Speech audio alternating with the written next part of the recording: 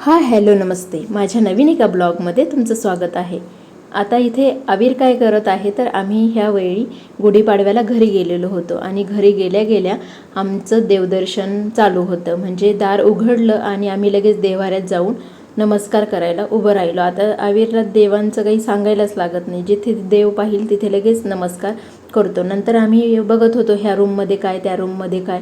मग त्याला दिसले इथे आजीने ठेवलेले बैल. आता आजीने त्याला खूप दिवसांपासून जपून ठेवले होते हे बैल खेळण्यासाठी आणि त्याला फायनली ते दिसले आणि आता काय आम्ही ते खेळायला घेतल्याशिवाय सोडणार नाही. तर एक बैल त्याने घेतला. त्याला वाटलं आता कोणी ओरडत नाही आहे तर आपण चला दुसराही बैल घेऊ तिथून. आणि त्याने ते बैल घेतले आणि ते चिनी मातीचे असल्यामुळे ते काही खेळताना लगेच फुटूनच जातात. मग काय तो बैल घेतला आणि मग त्याचं चालू झालं, हंबा चालतोय टुक टुक टुक टुक असं करत. मग तो बैल घेऊन तो बाहेर आला आणि मग फायनली तो बैल एकदाचा त्याने फोडून टाकला. आणि मग त्याचं असं असतं की त्याच्या हातात जी कोणती वस्तू पहिल्यांदी मिळेल ती एक दोनदा थोडीशी खेळायची की ती फुटलीच पाहिजे. मग नंतर असा तो दिवस गेला आणि संध्याकाळ झाली. दुसऱ्या दिवशी होता गुढीपाडवा.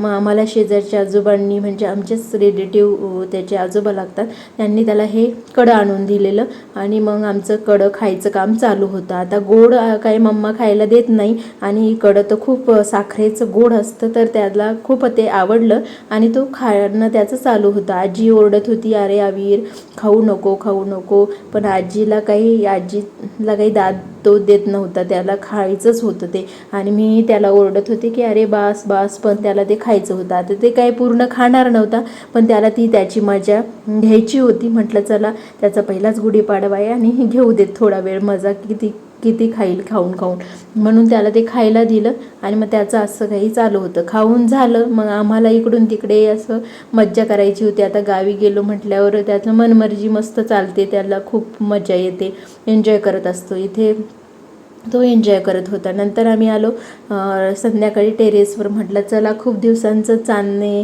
आणि चांदण्यांमध्ये असं आपण खूप लहानपणी असं अंगणात झोपायचो, तर चला म्हटलं कसं वातावरण आहे ते पाहू. आता आम्ही इकडे पुण्यात राहतो तर असं काही संध्याकाळी तर शक्यच नाही झोपणं, तर हे असं काही वातावरण होतं. नंतर गुढीपाडव्याची ही सकाळ झाली आणि खूप गावाकडे इतकं प्रसन्न वाटतं कुठला सण म्हटलं की.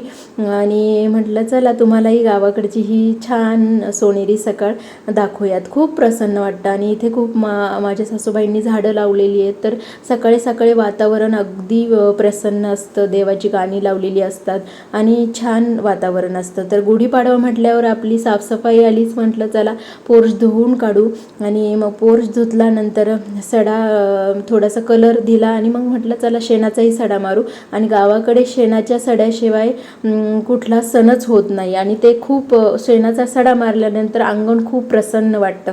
हे सगळं आटोपल्यानंतर म्हटलं चला आविरला रेडी करू आणि मग आविरला रेडी केलं. मग आमची गुढीही तयार झाली आणि गुढीही रेडी केली. गुढी खूपच सुंदर दिसत होती.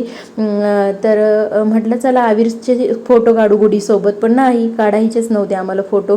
मग यांनी गुढी उभारली आणि मीही गुढीचं पूजन केलं आणि मग आमचा नैवेद्यही तयार झाला होता. तोपर्यंत असा काही गेला आमचा तो दिवस.